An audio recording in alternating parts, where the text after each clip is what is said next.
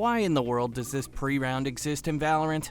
All anyone ever does is bunny hop around silently with their knife out just before they ego peek something and die immediately. Instead of just hopping around with your knife out and not saying anything, you could be winning more matches and increasing team coordination. Building the habit of pre-round planning not only increases your win rate, but also increases team coordination. For example, if you're playing attack side on Fracture and your Breach has an ultimate available, you should plan out in the pre-round with your team where you want to use that ultimate. Simply having a plan with it will increase your win rate of that round immensely, since everyone's going to be on the same page. Some other high-value ultimates you can plan around could be Killjoys, KOs, Astras, Fades, and heck, even Harbors.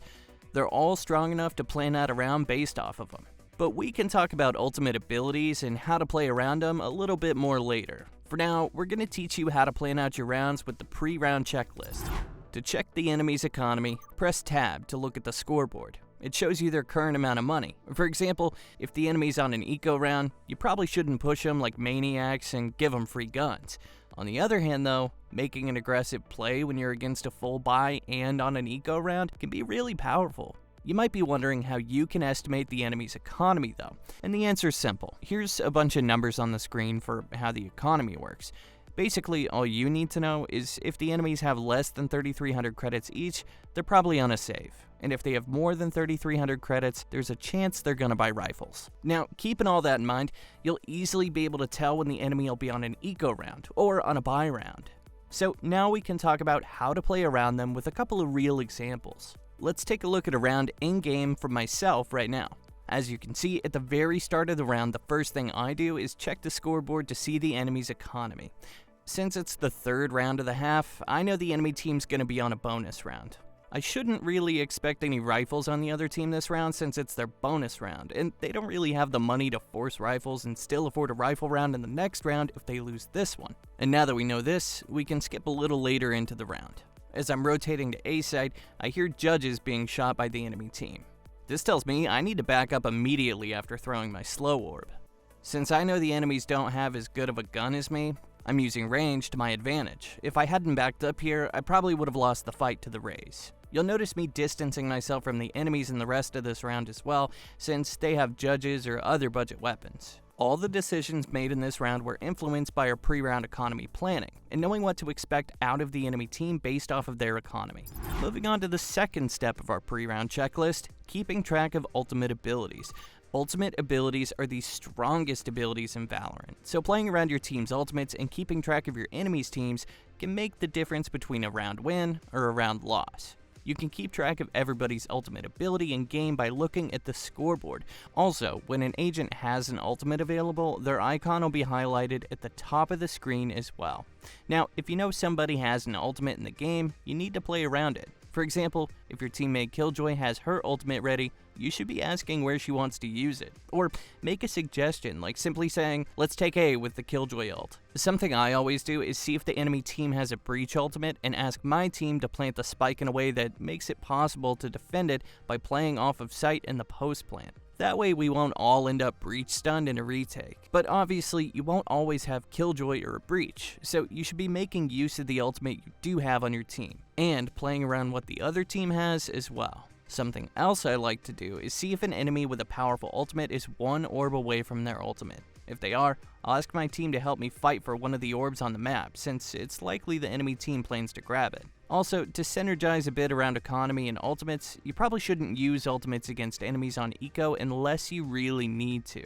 You've already got the advantage in those rounds, so you should try to save them for full buy rounds. That way you're able to maximize your team's ultimates. But this is just half of what you need to know if you want to start developing good strategies in Valorant. That's why over at SkillCapped, we take the highest priority skills to climb ranks fast, such as aiming, and then we break it down into a step-by-step course that's easy to understand.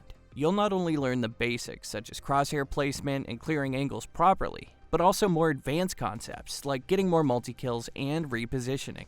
That's not all though. Every week, we release 6 brand new VOD reviews, where Radiant coaches teach you how to climb out of the exact rank that you're stuck in. And if you're looking for something a little more personal instead, well, we've got you covered with our new one-on-one coaching on our SkillCapped Discord. All of this seems too good to be true. Don't worry. we're backed by a rank up guarantee, which means if you don't significantly improve while actively using SkillCapped, well, you get your money back, no questions asked. So what are you waiting for? Click the link in the description below and get the rank you've always wanted. Alright, let's get back into the guide. Step 3 in our pre-round checklist is actually creating a plan. Now that you understand the enemy's economy and how to keep track of their ultimates, you can start devising a plan around them. Now, let's start forming our own plans and strategies. First, you need to hold tab and look at the enemy's economy and the ultimate abilities they have available, or are 1 or 2 orbs off of having. Next, you need to take into account what your team has as well. After figuring out what the current round is looking like for economy and ultimates, you can start to make your plan. We can start by talking about some common planning I personally do on defense. A lot of times, if I'm playing as duelist or initiator, I'll try to take some space on the map on defense. For example, I really like taking control of Arcade on Fracture. Doing this will make the rest of the round way easier for your team, but you can take control of something like this on any map. For Sentinel on defense, something I like to do is always play on the weak side of the map, where the least of your teammates are. Because you're a Sentinel, you bring a big advantage to the site you go to, so going to the one that already has 3 people on it won't benefit your team as much as going to the site with 1 teammate on it. And if you're a controller player, you generally want to play in a central position of the map on defense. And since most controllers have limited range on their smokes, you want to be able to smoke any spot of the map at any time. Now, let's move on to some basic strategy and planning that I do on attack. First, as a duelist on attack, you really want to create space for your team. You should be creating a plan that allows you to make the most space for your team in any given round and allow them to succeed. One example of this is taking over sand on Fracture. You can really get in there quickly on duelists like Jet or Neon. You will provide a lot of space for your team while taking the site in this scenario.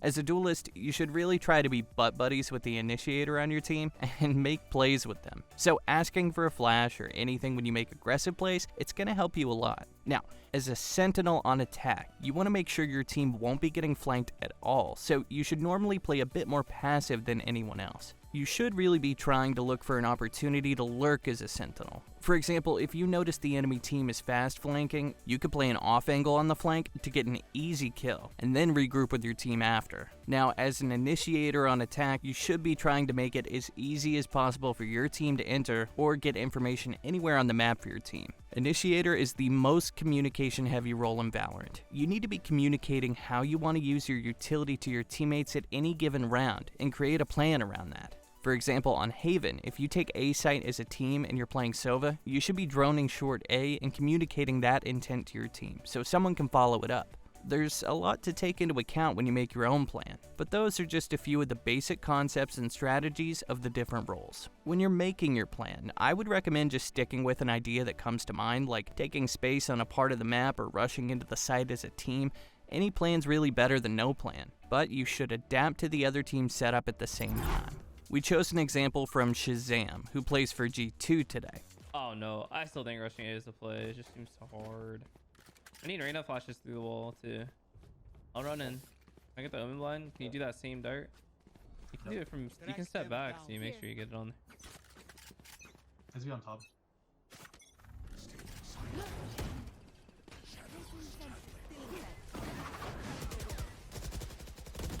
Towards door. One more entry. Yeah, Killjoy.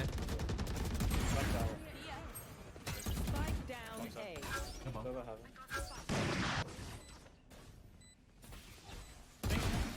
Three. One enemy remaining. My ult's ready.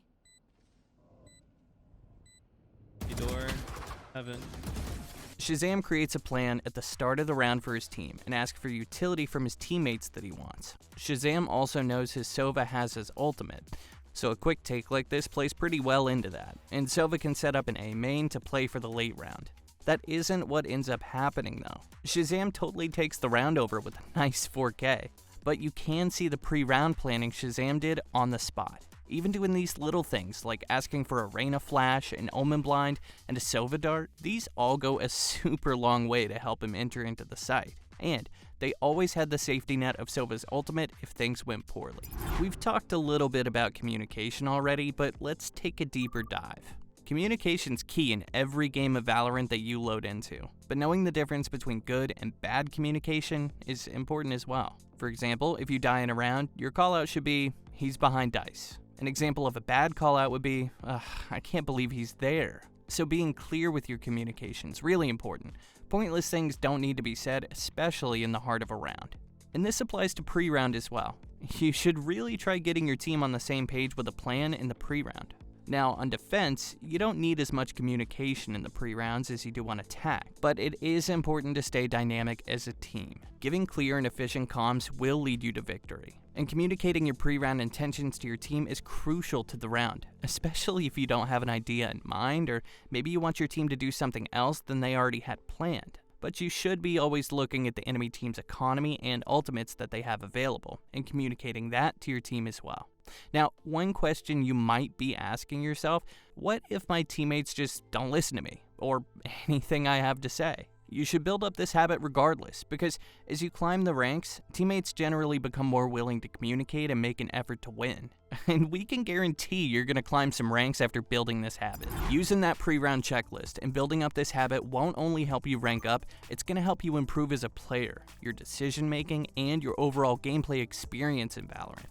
The reason building this habit up will make you a better player is you're going to become a lot more of a cerebral player. You're going to think a lot more about strategy. In turn, you'll drastically improve, especially if you're in a low ELO. Alright, next, we'll look at some rounds where the pre-round checklist is used and the round is played off of it. We'll be looking at a round from Shazam yet again. Kinda broke, except Jet knows. Might hero on off. Smoke mid 1, hold, see where they push, just outside. Get out of my way. Two more mid. Two. Wait, can we just go hit a site then? Go A again. I can run back. Enemy remaining. I don't know. Let's go. Play safe. One bomb, KJ, for Can you give me spike? Yeah.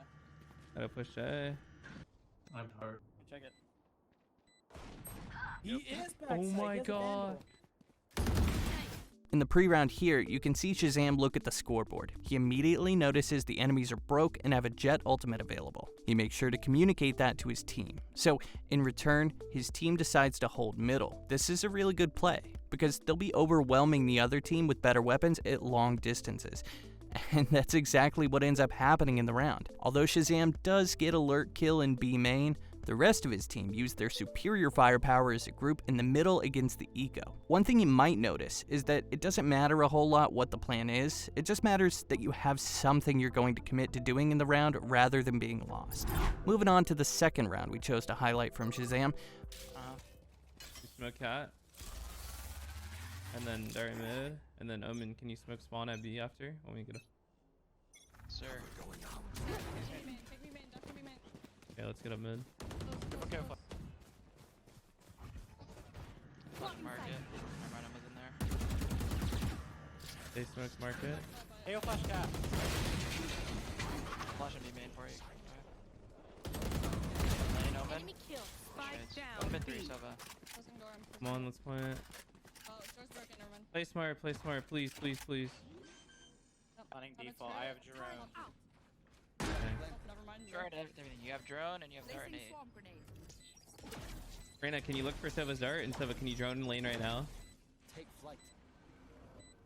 Started switch. Killed my bot. I have dark. Do spawn, killjoy unknown. Nice. Wait for the dart, wait for the dart. Dart. Found them. Shock dart. What time Sova? Don't overfeed. Two. One more. Lane, last one's Last lane. player standing. He doesn't have it. He doesn't. Nice. We get it? Once again, at the start of the pre-round, Shazam looks at the scoreboard for the enemy's economy and ultimates. But since it's overtime, he's doing this purely out of habit. And ideally, you'll get to this point too where you just kind of check out of habit. Nobody on Shazam's team is talking, so he comes up with a plan and tries to guide his teammates around his vision for the round. He does a really good job of guiding his team into using their utility for the mid to B push, and you should really try to do this with your team as well. The plan for this round actually went pretty well, and they ended up narrowly winning the round in the end. Finally, you understand how to make a plan and enact it. You absolutely need to turn using this pre-round checklist into a habit. Just to recap for a sec, the pre-round checklist consists of checking the enemy's economy, seeing what ultimates are available, determining what your plan will be, and then communicating your intentions to your team. You will become a better player for following this checklist and turning it into a habit. It's going to make escaping low elo feel like a breeze. Building upon and practicing this habit can be a struggle at first, especially if you don't have a lot of ideas for what to do in a round or if you feel stuck, but don't worry, just keep practicing. All the problems you have with it will wash away. You'll rank up in no time. This was just a glimpse of what we have to offer though. Over at SkillCapped, we've got you covered with dozens of tailor-made courses that will teach you everything you need to know about climbing in Valorant. We'll teach you everything you need to know about mastering your mechanics so you can start playing at an immortal level in no time. And along with this, we also upload tons of VOD reviews each week that our coaches record from looking at players just like you. So rather than paying for one $200 coaching session on another platform, you can get access to hundreds of sessions for just a few bucks. Not only that, but our coaches are also at the ready in our Discord to take a look at your gameplay and tell you exactly what your issues are, if by chance you don't find value from all the other things we offer on the site. Use the link below for a discount on your purchase today. Other than that, we here at SkillCapped want to thank you all for watching, and we will catch you in the next one.